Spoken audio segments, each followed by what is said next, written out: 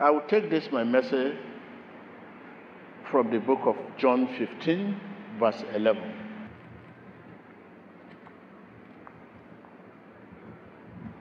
John 15, verse 11. Are you there?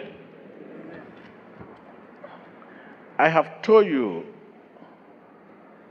this so that my joy may be in you, and that your joy may be complete. It means without God's joy, we don't have joy. So what is not done right is not done at all. When something is not complete, it's nothing. It's not right. The joy of God make our joy what? Make our joy complete. This is what the Bible says here. I have told you this so that my joy may be in you, and that your joy may be complete. Think about that. So it means without God's joy, we have no joy. What is not done well is not done at all. Don't forget the book of John 16:33. This thing I speak to you. In me you have peace. And this John 15:11 is telling us without God's joy, we have no joy. This means peace is synonymous to joy. Peace is synonymous. That is, other word of peace is joy. It is a fruit of faith. Joy is a fruit of what? It's fruit. That is the fruit like a mango tree. You have fruit on top. The tree is faith.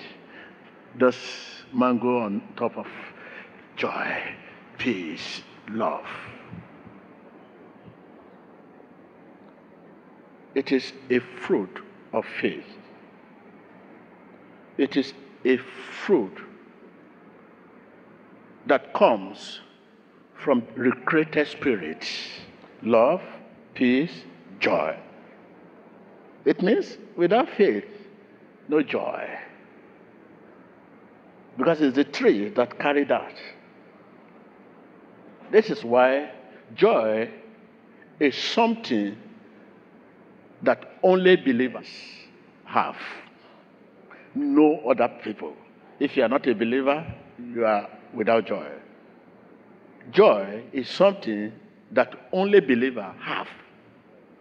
Tell your neighbor, if you are not a believer, you have no joy. If you are not a believer, you have no joy. It's not something you can manufacture, you can create by yourself. You can just think, oh, I need joy, okay. Money, millions of dollars cannot give you that joy. Look, the world may have happiness. They find that in their environment and in their surroundings, the world, those who are not believers, they may have happiness. Happiness when they give you $1 million, you say, happiness comes. You begin to say, hey, but not joy. Or you receive a phone call from president, hey, they want to see you in the White House or whatever. That is happiness, it's not joy. The world may have happiness. They find that in their environment and their surroundings. That is the world. But joy is something only believers have. Are you a believer? I can hear you. Yes. Are you a believer? Yes. Do you understand what I'm saying? That's true. Joy is our conquering power. Let someone say conquering power. If you don't have joy, no power, conquering power, power to overcome sickness is joy. Power to overcome hardship is joy. Power to overcome isolation is joy. Power to overcome affliction is joy. If you don't have joy, you cannot overcome this.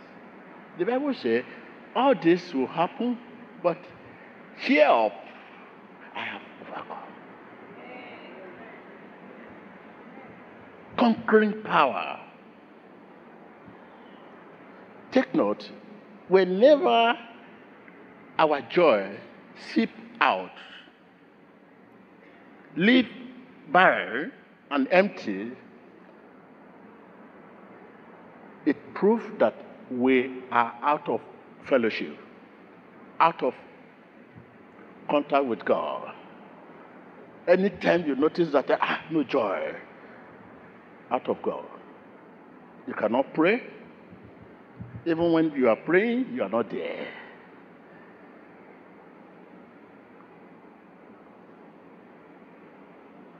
Whenever our joy seeps out,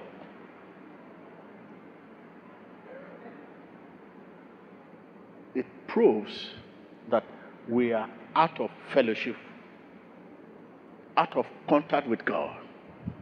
Whenever you find that no joy, no fellowship, no joy, no fellowship, no joy, no contact with God. I have joy, that's why you see me. You see me. Say, joy, is my concrete power. Yes. Concrete power. When you have joy, you overcome affliction. You have affliction, but you tell people with God it's not possible. You'll be laughing. You see people laughing, happy. Whereas they have the, look at Paul Apostle. With thorn in his flesh, go and read the Corinthians. The Bible did not tell us the sickness, the affliction he had. But we know it's an affliction from the pit of hell.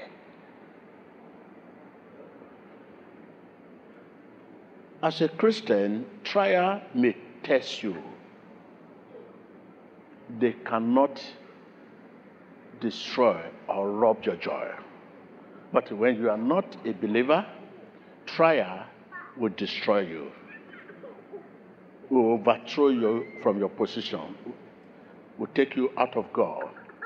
It is trial affliction that caused all this today. Many of us, it's now you want to establish your relationship with God. You keep going out, going out, going out because of trouble. When you have trouble, you begin to say, why all this trouble? And you don't know that Satan used this to rob you of your joy, to rob you of your relationship. Temptation, affliction, poverty, hardship may test you as a man of faith. They cannot destroy you because of joy.